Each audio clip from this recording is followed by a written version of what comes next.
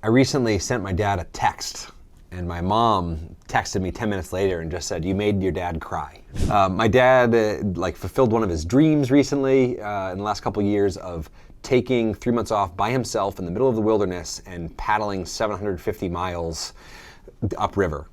Kind of dangerous. My mom made him carry like a satellite tracker so that she could, find his body if it had to be recovered. He's okay. He made it back just fine years ago. And he kept a journal all along the way. And he shared this journal with me, and I have it in a digital format, but it was all given to me before ChatGPT. So I took all the content of that journal just the other day, plugged it in ChatGPT, and said, pull out 10 of the most pointed, interesting, motivational ideas that my dad had on this trip. And then I copied that and said, hey Dad, I plugged this into ChatGPT, here you go.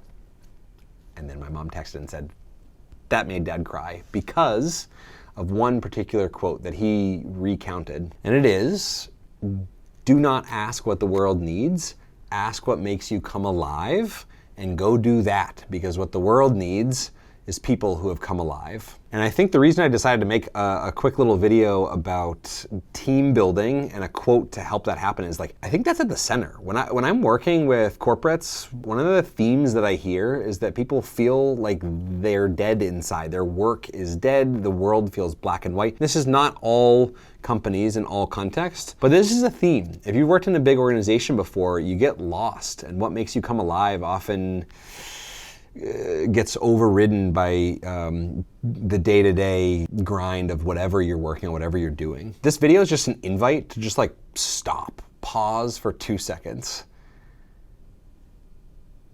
delay the start of a future meeting by 10 minutes. Just start out instead by sharing that quote. Don't ask what the world needs, ask what makes you come alive, and go do that, because what the world needs is people who have come alive.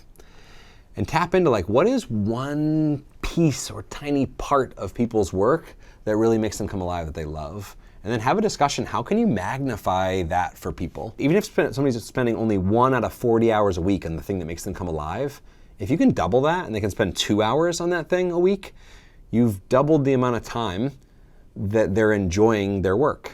And maybe we continue doing that. This is just a theoretical, philosophical invitation to stop doing what you don't care about and pay really close attention to what you do care about. I realize that this is idealistic, so if you want to make it really, really tangible, you should totally watch this video titled Connect Before Content, where I unpack, in my humble opinion, the absolute best icebreaker in team building, that I think you can use this methodology to weave in really sustainable team building over time.